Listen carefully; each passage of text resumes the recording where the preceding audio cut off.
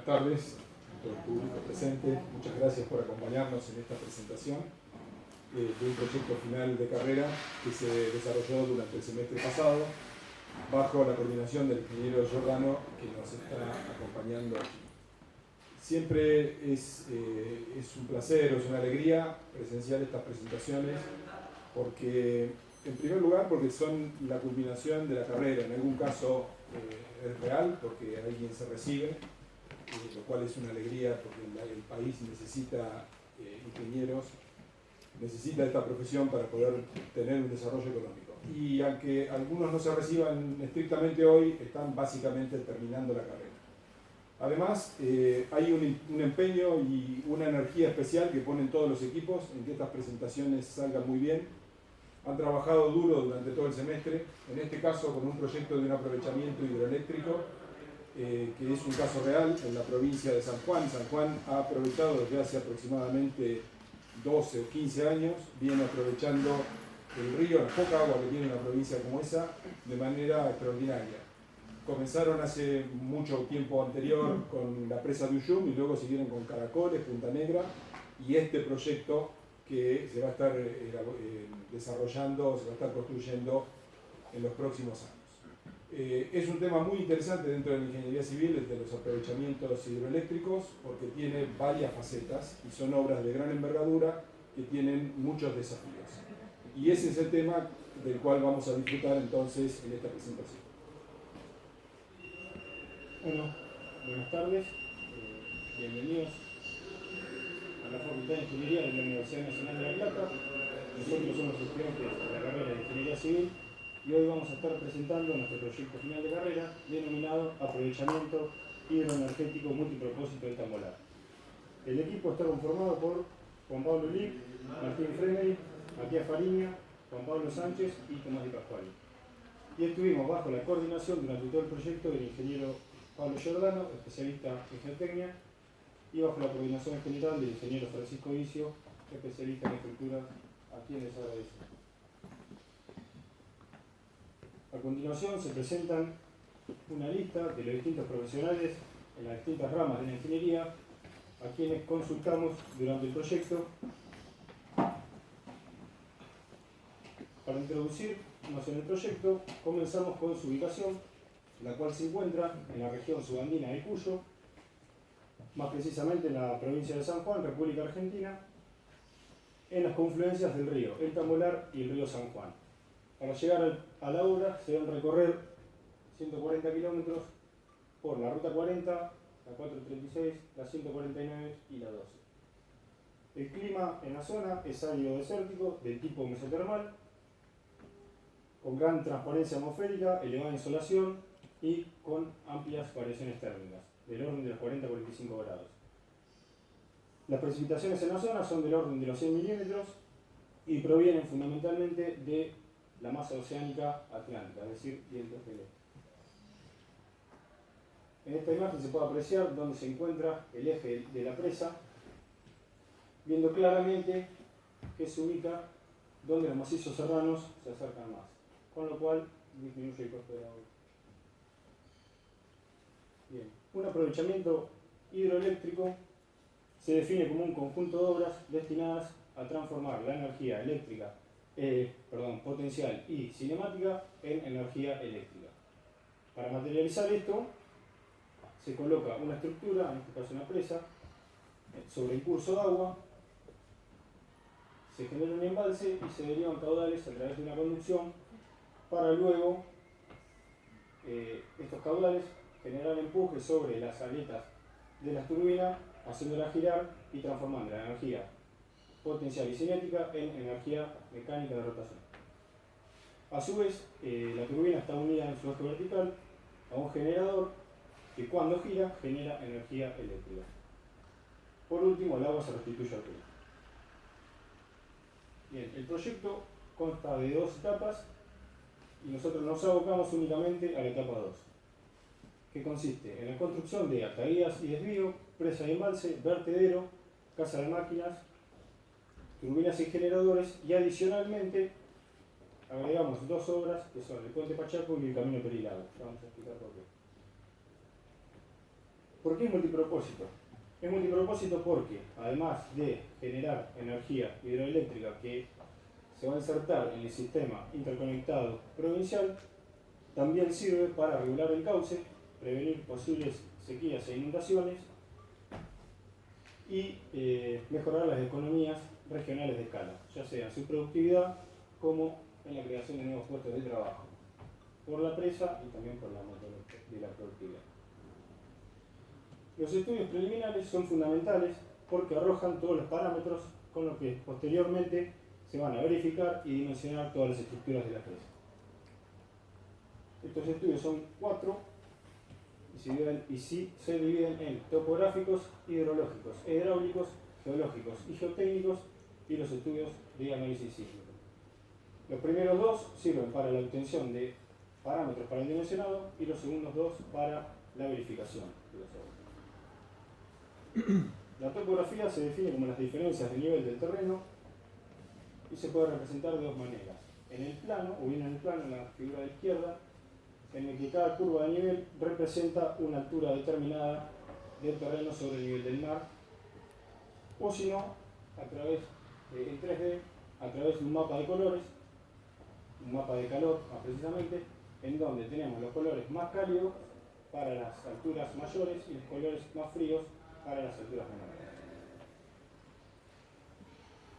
Bien, la hidrología estudia los cursos naturales de agua y la hidráulica la modificación de los mismos para su posterior aprovechamiento. Para calcular el caudal medio anual del río y los caudales medios mensuales, se utilizaron los registros de 2 estaciones de medición sobre el río San Juan que tomaron datos durante un periodo de 110 años. Aplicando estadística, se obtuvieron los caudales que se pueden ver en el diagrama de barra, y claramente se ve que los mayores se producen en épocas de verano, noviembre, diciembre y enero, febrero. El caudal medio anual es de 60 metros cúbicos sobre segundo. Los caudales máximos probables se determinaron, para distintas recurrencias, se determinaron a través del método log normal. Las recurrencias se definen como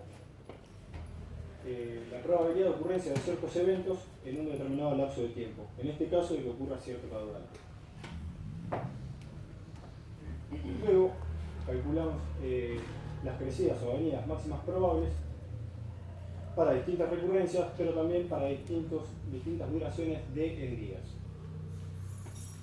Se puede ver claramente que para la duración de 4 días se producen las mayores avenidas. Y en este diagrama de barras también se puede observar. Para una recurrencia de 100.000 años, que es para la que se dimensiona el coronamiento de la presa, la crecida máxima probable resultó de 4.440 metros cúbicos sobre segundo. Bien, la geología y la geotecnia estudian las rocas y los suelos por debajo de la superficie, sus propiedades y sus capacidades de cimentación. En esta imagen podemos ver un diagrama del Cierro del Tamolar con los distintos tipos de materiales que se encuentran en la región. En blanco y amarillo podemos observar los depósitos aluviales, en verde podemos observar calizas, en marrón podemos observar conglomerados y en naranja arcillas limosas. En color tinto se encuentran las lutitas y las limolitas.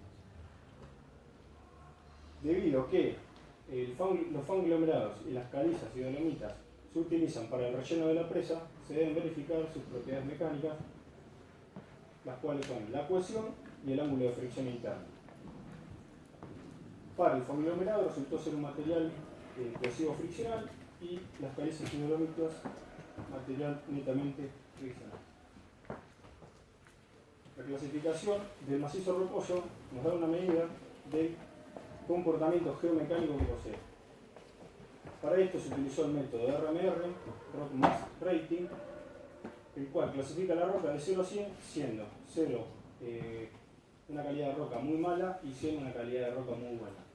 Obteniéndose para la roca superficial una puntuación de 40, que es una roca media, para la roca intermedia una puntuación buena, que es una roca, 53, que es una roca buena, y para la roca sana una puntuación de 57, que también es una roca Bien, los sismos se pueden definir como aceleraciones en el terreno que producen solicitaciones sobre las estructuras. Estos están en función de la masa de las estructuras y la aceleración del terreno. Cuanto mayor sean estos dos parámetros, mayor va a ser el esfuerzo equivalente del sismo. La República Argentina se encuentra dividida en 4 zonas, de 0 a 4, siendo 0 las zonas con poco riesgo sísmico y la zona 4 de las zonas de alto riesgo. Bien, para verificar las estructuras ante el sismo, se deben analizar el terremoto de seguridad y el terremoto de operación normal. El terremoto de seguridad se define como un evento con un periodo de retorno de 10.000 años, aproximadamente 1% de excedencia en 100 años, con el que se debe verificar que la presa no colapse ni que se produzcan escapes incontrolados de agua. Por otra parte, las compuertas del descargador de fondo deben poder seguir en funcionamiento post-sismo, debido a que es la obra por la que se evacúan los obreros. Esto se representa a través de los espectros de pseudoaceleraciones y nos da un valor de la pseudoaceleración de 1,03 para el terremoto de seguridad y de 0,26 para el terremoto de operación normal. El terremoto de operación normal. Se define como el evento con probabilidad de ocurrencia de 144 años, 50% de probabilidad de ocurrencia en 100 años, con el que se debe verificar que todas las estructuras sigan funcionando después del sismo.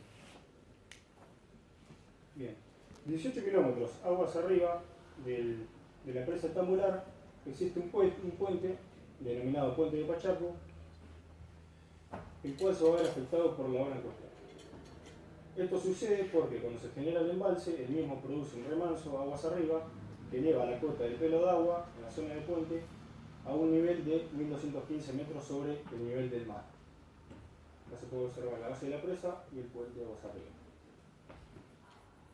Como el puente se encuentra a 1200 metros sobre el nivel del mar y la cota de elevación es de 1215, va a quedar abajo del agua y se planteó proyectar un puente nuevo paralelo al existente que se compone de 2 terraplenes de avance de 200 y 140 metros respectivamente y una superestructura de puente que vendría a ser esta, que se compone de 12 tramos de 20 metros cada uno. 20 metros es la luz entre el grupo de pilotos y el siguiente.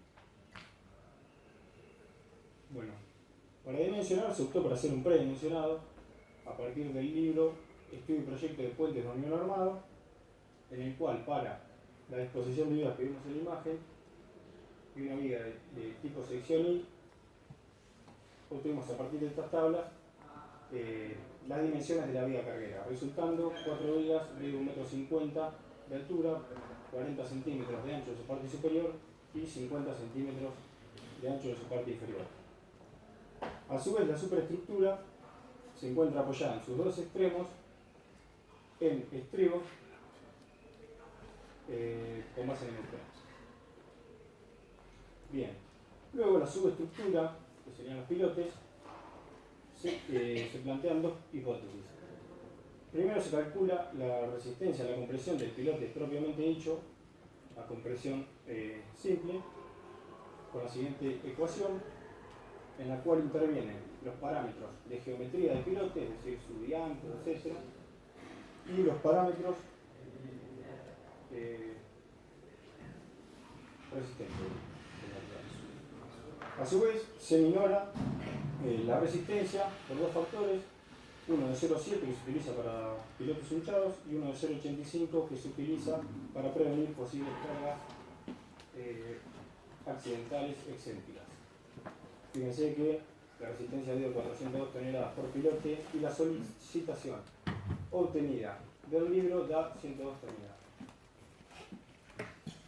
Luego se debe verificar la capacidad admisible de carga que tiene el suelo y se realiza a través del método de Bridge-Hansel, en el cual calcula la capacidad de carga por fuste y por punta. La capacidad de carga Por fuste se rige por el rozamiento lateral que presenta el pilote cuando entra en contacto con el suelo, y la capacidad de carga de punta es la reacción del suelo cuando se apoya en su base del pilote, resultando una capacidad de carga admisible de punta de 46,3 toneladas y una capacidad admisible de fuste de 125,4 toneladas.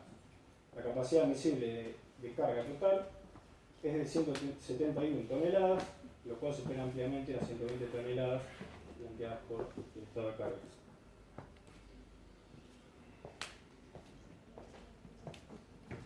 Una de las obras adicionales desarrolladas en el proyecto fue el Camino Perilago. Su objetivo principal fue crear un corredor vial turístico. Básicamente es un camino que recorre el perímetro del embalse. Además, en la etapa de construcción dará acceso a distintas obras por la margen izquierda. En primer lugar, se realizó el diseño geométrico. Se tomó en consideración las normas de diseño ASTO y la recomendación de la Dirección Nacional de Vialidad. A partir de los software Google Earth y Global Mapper, se extrajo la topografía, donde fue exportada al programa Civil 3D, donde se realizó el desarrollo del diseño geométrico. A partir de la topografía, se crea el alineamiento. Propusimos una traza tentativa donde unió la Ruta Nacional 149 a la altura del Puente Pachaco y el coronamiento de nuestra presa. Se tuvo de referencia la cota 1220, que nos asegura estar por encima del nivel del embalse y se aproxima a la cota de coronamiento. Este elemento queda definido por una poligonal de tramos rectos. La intersección de los tramos rectos se resuelve por las curvas horizontales, que se basan en una relación de la velocidad directriz y curvatura, siendo la velocidad directriz 45 km por hora y la fricción lateral con el pedal. Las normas nos limitan las dimensiones mínimas como radios o longitudes de curva para asegurar comodidad y seguridad de los conductores. En el proyecto definimos curvas de tipo pilotoide que, bien diseñadas, nos aseguran un alto grado de seguridad. Están compuestas por un tramo de entrada en espiral, un tramo intermedio circular y un tramo de salida también en espiral. En los casos que el terreno no nos permitió desarrollar este tipo de curvas, se adoptaron curvas circulares. Para completar la planimetría, adoptamos un peralte máximo del 10%, a partir de la recomendación de la Dirección Nacional de Vialidad. Este elemento nos permite reducir las fuerzas que provocan el despiste de los vehículos, y su valor nos indica el máximo ángulo que puede tomar la sección transversal en la transición de una curva.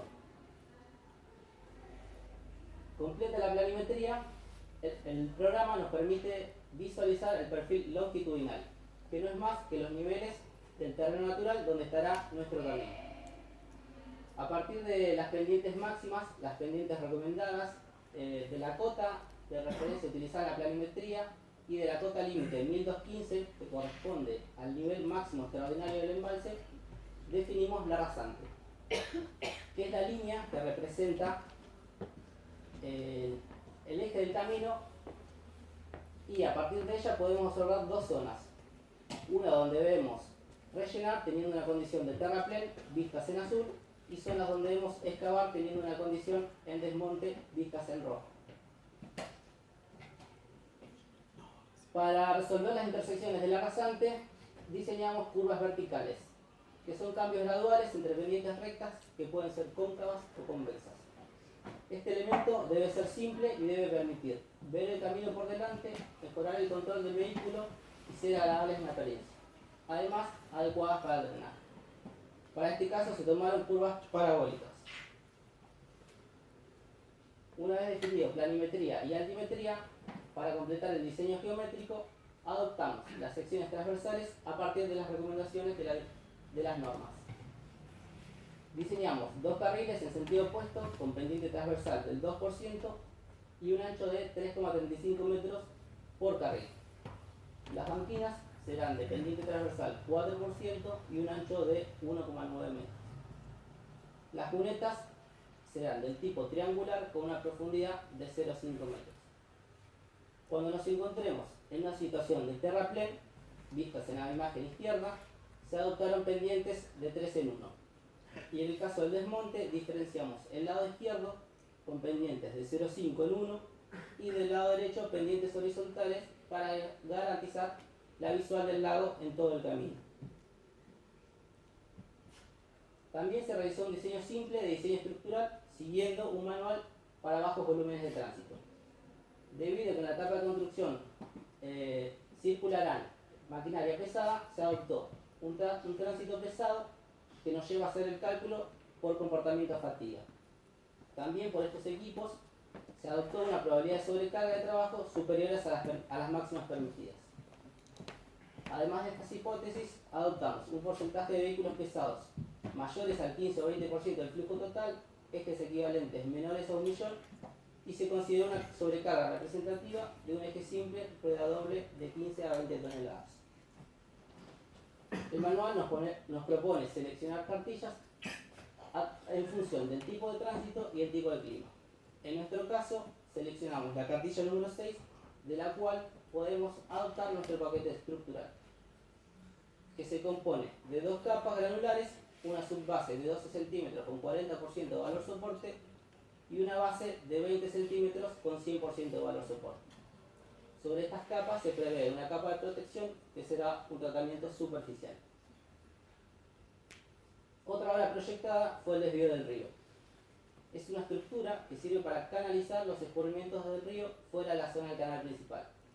Lo que se necesita es, donde se fundará la presa, dejar libre de agua. Se realiza a través de 2 elementos: los túneles ya ejecutados en la etapa 1 del proyecto y las atadurías que serán el centro de nuestro análisis. En la imagen se puede ver la situación inicial del río escurriendo por su cauce natural. Y sintetizamos el proceso constructivo en 3 pasos: la situación inicial del río con los túneles ya construidos, la ataduría construida parcialmente y el flujo comienza a desviarse por el túnel, y el río cerrado totalmente. Para esta situación deberemos colocar material pesado que proteja la estructura de la caída del arrastre. Y se obtiene una imagen similar a la vista.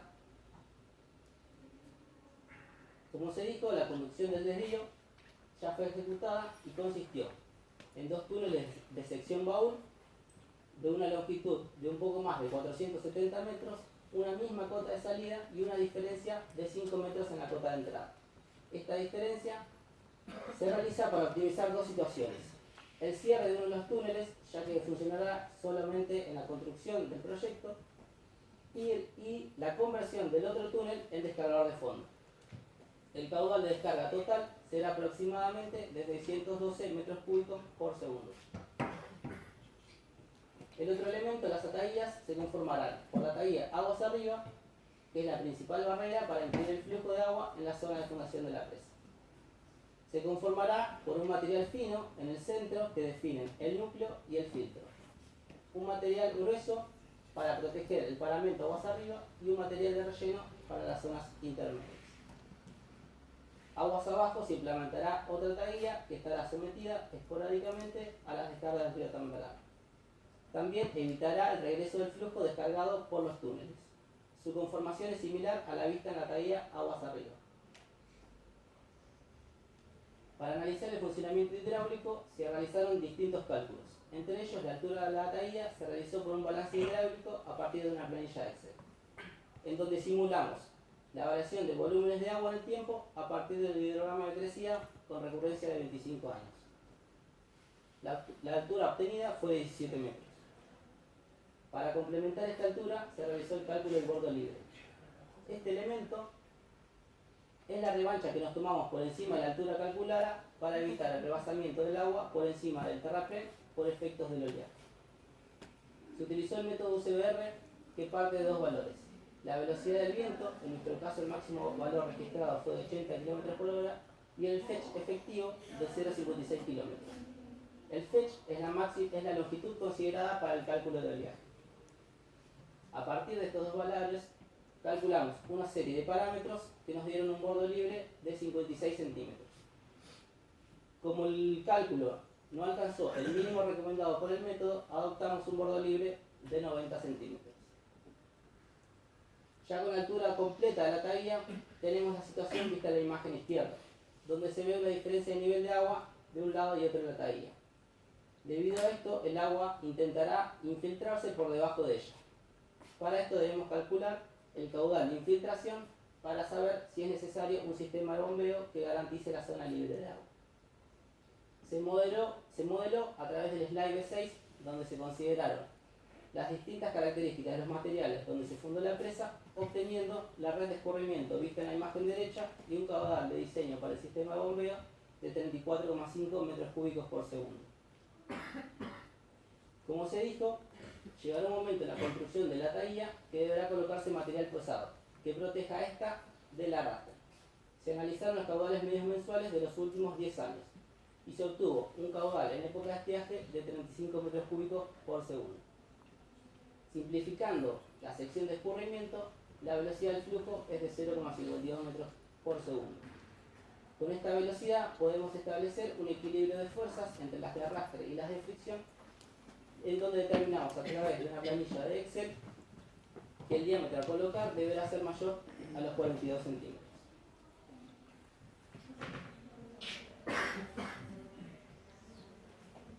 Uno de los objetivos que nos propusimos al encarar este proyecto fue realizar un análisis de alternativas de dos de las principales obras que componen un aprovechamiento hidroeléctrico, como son el tipo de presa para realizar el cierre y el tipo y la ubicación de vertedero. Empezando por el vertedero, primero debemos definir qué es un vertedero.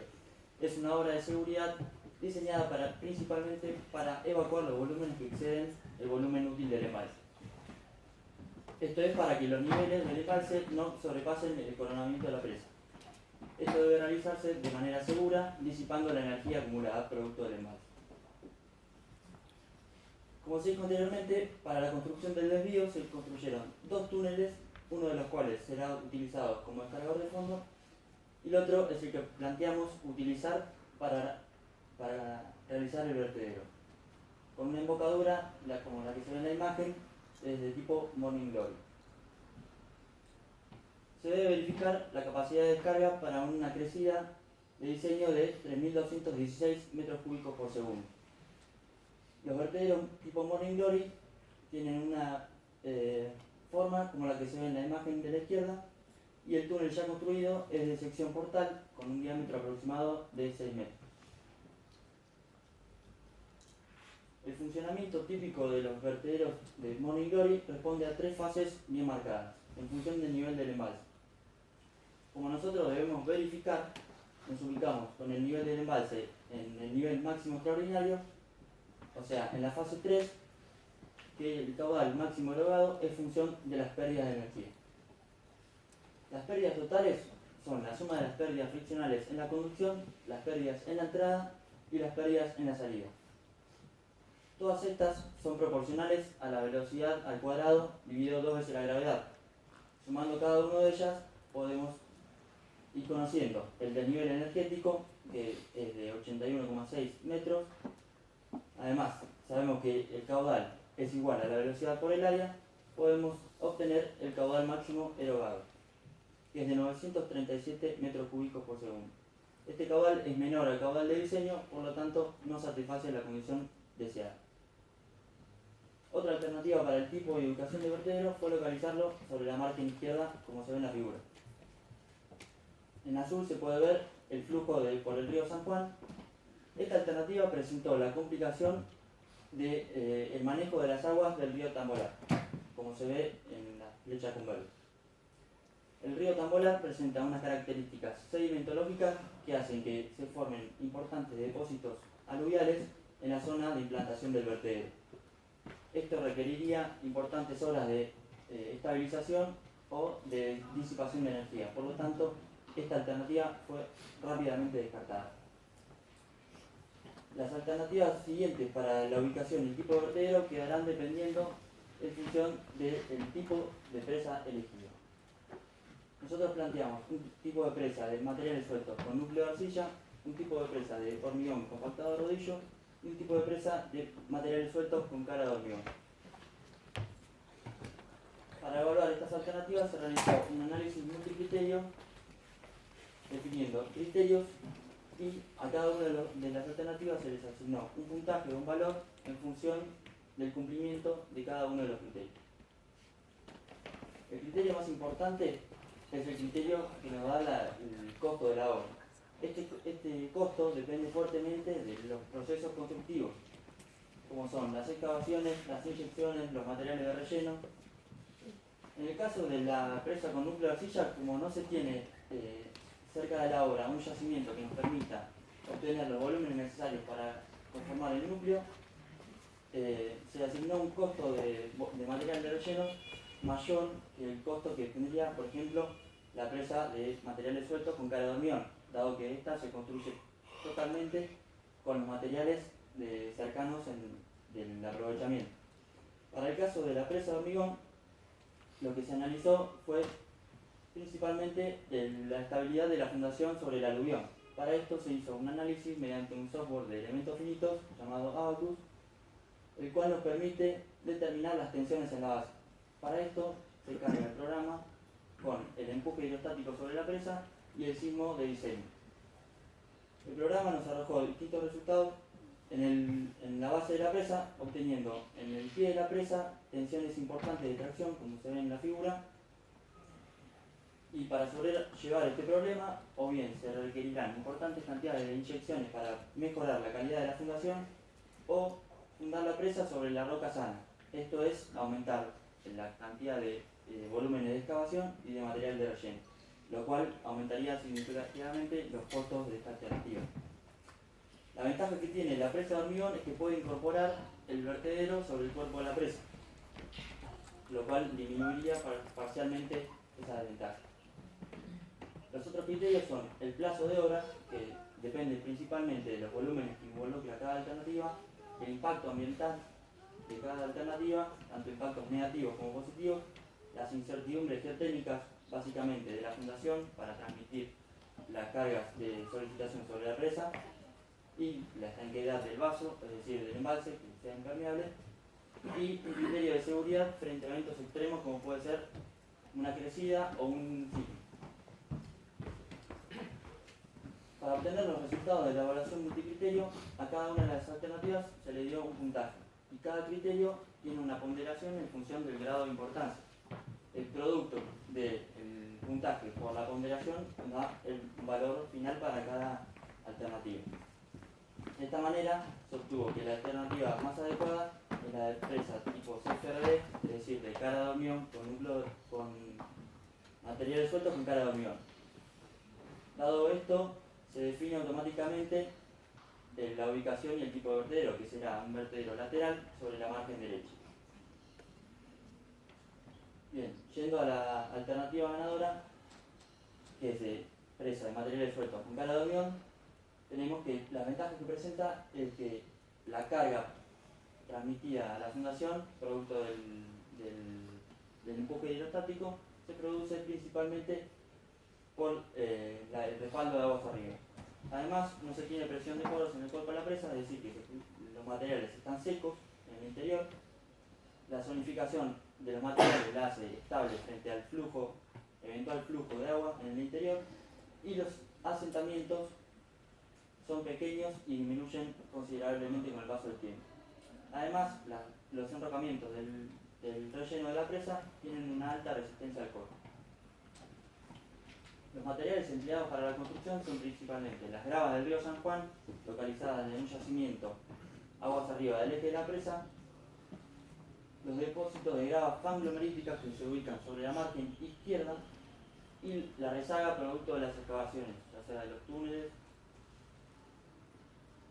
El diseño geotécnico de este tipo de presas es básicamente una cara de hormigón en el respaldo de aguas arriba, seguido de un plinto flotante fundado sobre el aluvión y un muro colado que se funda en la roca sana.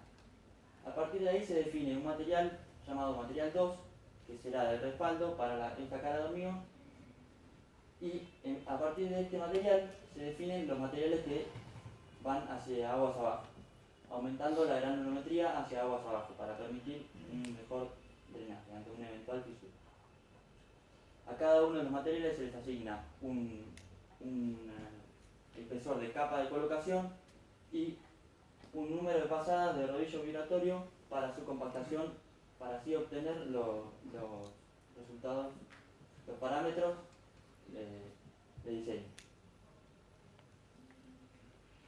Las presas tipo CFRD tienen que ser estables y tienen que presentar baja deformabilidad. Para esto se deben considerar los ángulos de fricción interna y los módulos de deformabilidad, estáticos o dinámicos, obtenidos en terraplén en el suelo. Además, las presas deben presentar una estabilidad interna de los materiales, es decir, que cada material debe tener una capacidad de filtro y dreno. Para la capacidad de filtro se debe considerar la granulometría en función de las siguientes recomendaciones. En nuestro caso tenemos el cuerpo de la presa formado por los grupos de suelo 3 y 4. Para la capacidad de dren se analiza las permeabilidades de cada uno de los materiales. Como conclusiones y recomendaciones de este diseño geotécnico, tenemos que el plinto será flotante en la zona del cauce, que el plinto se fundará directamente sobre la roca, sobre la margen izquierda. La presa se construirá principalmente con las gravas del río San Juan. El material 2, que hace de respaldo a la cara de hormigón, será obtenido de los depósitos aluviales de la confluencia del río Tambolá y del río San Juan. Y en caso de que las rocas calizas no satisfagan las condiciones necesarias, se utilizará un tren chimenea para disminuir la línea de corriente hacia aguas abajo. Otra obra importante en las presas CFRD es el muro helado que va en aguas arriba, al pie de la presa, y se funda hasta en la roca sana. Es una pantalla de impermeabilización que tiene los siguientes parámetros. Sobre la margen izquierda, la cota de la roca sana la tenemos a 1092 metros sobre el nivel del mar. En la margen derecha, la roca sana se encuentra a 1030 metros. Como se ve en esta imagen, la pared moldeada tendrá un acero de refuerzo en los primeros 30 metros y en los segundos 30 en los metros siguientes hasta la fundación será de un hormigón simple con características plásticas. Los objetivos que debe cumplir esta pantalla impermeable es un cierre hidráulico, es decir, garantizar la impermeabilización del embalse, además una resistencia a las deformaciones para deformarse así como se deforma el aluvión. Para esto debe tener características plásticas. Los métodos constructivos se realizan en paneles alternados de aproximadamente 6 metros, se realizan alternados para no modificar las condiciones, las características del aluvión. Un panel primario, un panel secundario y la unión de los mismos nos da una continuidad del muro completo. Para esto, para verificar la impermeabilidad, se realizó un modelo de cálculo mediante un software de elementos finitos, el mismo que se mencionó anteriormente, el cual nos permite evaluar las deformaciones en dos secuencias. La primera secuencia se produce cuando se construye la presa. Esto produce una compresión sobre el aluvión y un desplazamiento del muro hacia aguas arriba. En la segunda secuencia se tiene que, una vez construida la presa, se comienza a llenar el embalse. Esto produce un empuje hidrostático sobre el muro y sobre la presa, lo que hace desplazarse el muro hacia aguas abajo. Cada uno de los materiales, en el programa se les asignan características a cada uno de los materiales. Por ejemplo, para la presa, la pared moldeada, la resistencia característica del hormigón, el módulo de deformabilidad. Para el aluvión, la densidad, el módulo de deformabilidad, y para la roca también lo mismo. En el caso del aluvión también se consideró un criterio de plasticidad que involucra los parámetros de resistencia al corte, como por ejemplo el ángulo de fricción interna, la cohesión, la permeabilidad, la relación de vacíos. En los resultados obtenidos en el programa nos dan que para la etapa de construcción de la presa, el muro se desplaza hacia aguas arriba 3,54 centímetros. Cuando comienza a llenarse el embalse, hasta un cuarto de llenado, el desplazamiento en la zona superior del muro es de 0,72 centímetros, también hacia aguas arriba. En la segunda etapa de llenado, con el embalse por la mitad, el desplazamiento en la zona superior es de 9,9 centímetros y finalmente con el embalse en el nivel máximo el desplazamiento total es de 11,6 centímetros. Estos desplazamientos se consideran aceptables teniendo en cuenta la altura propia del muro y además que junto a él se construye un plinto en la zona superior que tiene juntas de compresión que permiten tomar estos desplazamientos.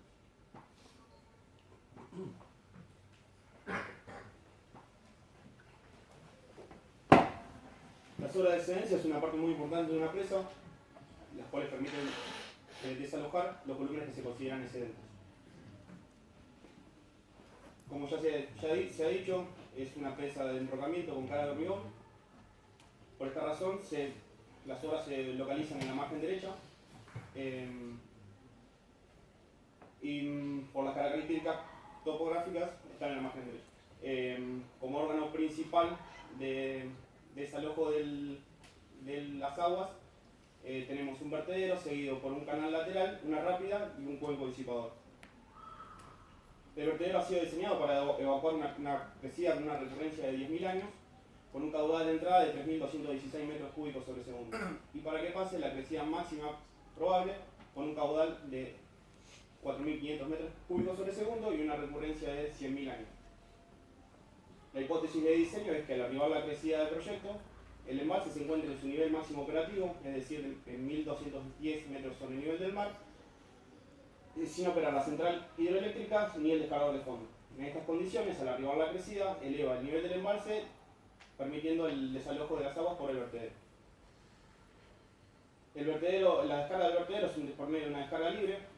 La cresta del vertedero tiene una cota de 1.210 metros sobre el nivel del mar y una longitud de cresta de 111 metros.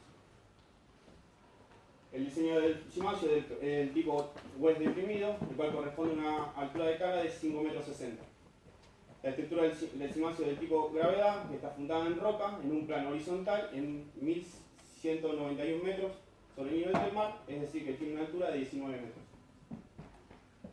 Luego del vertedero, las aguas las recibe el canal lateral. El canal lateral tiene una forma del tipo trapecial, que en planta es irregular, siendo trapecial en el inicio y en el final de forma rectangular con una transición en sus muros laterales. A partir de la sección de control se desarrolla la rápida con un ángulo aproximado de 23 grados y un ancho de 28 metros. El mismo de altura varía de acuerdo al tramo. En el mismo se desarrollan, para evitar la cavitación, dos aireadores con cotas 1.100 metros sobre el nivel del mar y 1.152 metros sobre el nivel del mar.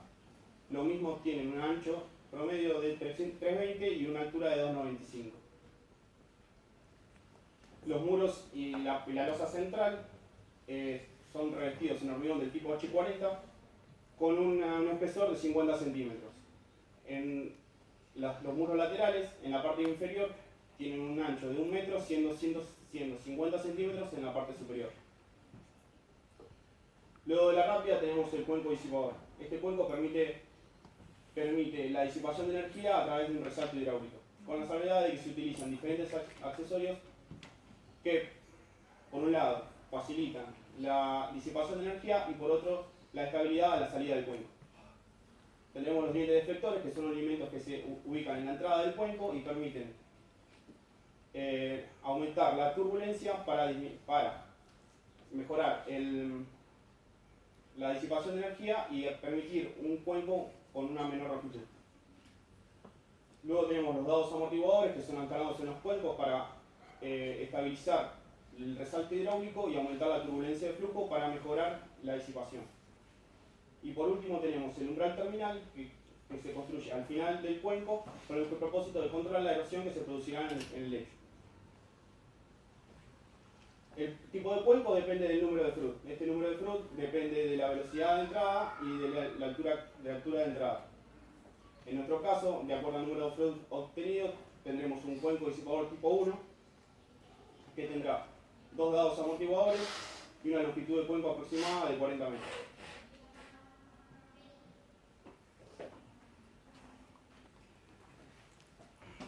Bueno, como se mencionó al principio, uno de los propósitos fundamentales de un aprovechamiento hidroeléctrico es poder generar energía a partir de la caída del agua. Es decir, el agua que se encuentra situada en el embalse y retenida por la presa ingrese a las tuberías a las turbinas, por medio de tubería de presión, donde adquieren gran velocidad para luego transformarse en energía eléctrica. La conducción del agua se realiza desde la obra de toma hacia la casa de máquina, a través de un túnel de conducción. Para esto es necesario tener en cuenta los parámetros de diseño del caudal, el nivel mínimo extraordinario, que a su vez nos va a definir la cota umbral de la toma en 1160 metros sobre el nivel del mar. La traza planimétrica del túnel de base, eso nos va a definir la potencia instalada, definida en 75 megawatts, descartando la posibilidad de trabajar con una sola máquina por la incertidumbre que esto generaría en cuanto a garantizar la potencia instalada. Las centrales hidroeléctricas en líneas generales se definen en centrales de bajo salto, centrales de saltos medios y centrales de gran salto. De acuerdo con el caudal y la caída neta en nuestro proyecto, optamos por una turbina Francis de eje vertical y giro de escurrimiento en sentido horario. Cada turbina se diseña para que tenga un funcionamiento óptimo. Esto es a través del caudal, que se relaciona con la potencia, el número de vueltas y el salto. Estas variables son variables del funcionamiento y en estas no aparecen las dimensiones de la máquina. A su vez, cada turbina se define con un número específico que relaciona todos los parámetros. Bueno, para el predimensionado de turbinas de gran potencia, y en este caso turbinas Francis, utilizamos la información suministrada por los autores de Ciervo y de Leva, que a través de numerosos ensayos sobre varias máquinas pudieron determinar una ecuación que relaciona el número específico con la altura útil, y siguiendo el sistema de ecuaciones propuestos se llega a un punto en donde se redefinirá el número específico, obteniendo dos valores. El diámetro de la turbina se relaciona con el número de vueltas de giro y el salto útil mediante la siguiente expresión. Tendremos entonces dos diámetros y optamos por el diámetro menor. A partir del diámetro obtenido se dimensionan las demás componentes de la turbina, como ser la máquina de espiral y el tubo de aspiración. Esto a su vez nos dará una noción de, tanto en planta como en corte, que tendrá la casa de máquina. Pasamos entonces al predimensionado de la estructura metálica de la casa de máquinas.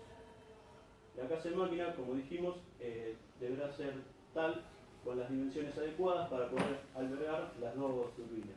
Esta se divide en la subestructura y la superestructura. La subestructura está compuesta por columnas y muros de hormigón armado, y sobre ella estará implantada la superestructura a base de perfiles metálicos, cubierta compuesta y paneles de hormigón premoldeado. A su vez, la superestructura deberá contar con la instalación de un puente grúa de izaje de 10 toneladas, lo que complica un poco.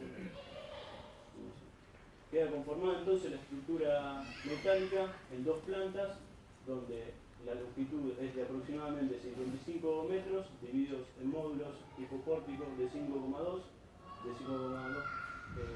metros, y transversalmente una distancia libre entre columnas de 19 metros. Sobre el primer nivel se debe colocar vigas carrileras capaces de soportar el accionar y movimiento del puente grúa. Bien, para el análisis del modelo utilizamos el software Plant Element. Previamente realizamos, acorde a las exigencias del reglamento, las solicitaciones de carga acuerdo al emplazamiento de la obra y los estudios previos realizados. El programa permite dimensionar la estructura seleccionando el tipo de secciones, que van a ser principalmente las vigas y columnas de perfil IPV de distinto tipo, y para la cubierta un reticulado compuesto por perfiles de doble banda. A su vez es necesario cargar al programa los parámetros correspondientes a las características de los materiales, y el programa permite a las solicitaciones de carga calculadas realizar una combinación que lo que hace es mayorar las cargas para que den resultados con solicitaciones últimas y deformaciones que cubran las incertidumbres del cálculo realizado. A modo de ejemplo tenemos en la tabla una de las columnas laterales de perfil IPv300, donde están las geometrías de la sección que luego se utilizarán para calcular la resistencia. Y en la parte inferior tenemos el diagrama de esfuerzo de las solicitaciones máximas de dicha columna. El reglamento argentino de estructuras de acero define a través del método LRFD una condición que es la que deben cumplir para la verificación de resistencias, mayorizando las cargas y reduciendo las resistencias. Y a su vez en su apéndice los valores de las limitaciones de deformaciones verticales y desplazamientos laterales. Una vez simulado el programa, se vuelca en una tabla los resultados de todas las solicitaciones extraídas y se compara con las resistencias calculadas. Y a su vez el reglamento americano lo que nos define es la verificación de las secciones. Una vez que vemos que se cumplan con todas las condiciones, podemos decir que la estructura tiene un comportamiento estructural adecuado. Otro de los estudios de mayor relevancia a la hora de llevar a cabo un proyecto es el estudio de impacto ambiental.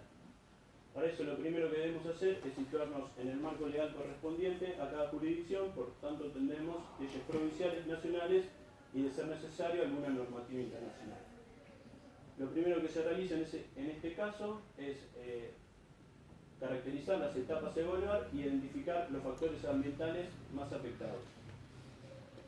Estos factores ambientales los dividimos en una matriz base, separando los factores ambientales de los sociales y económicos, y agrupándolos según diferentes acciones y la incidencia de estos sea directa o indirecta. Luego, a través de un método de matriz de Leopold, se le dará una valoración y caracterización de los impactos. A modo de ejemplo, vemos que para el factor ambiental, la acción de las excavaciones y las presas tendrá un impacto negativo medio y una extensión de área de influencia baja. En contraposición, tendrá el factor social y económico para la generación del embalse, un impacto ambiental positivo medio, pero con una mayor extensión del área de influencia.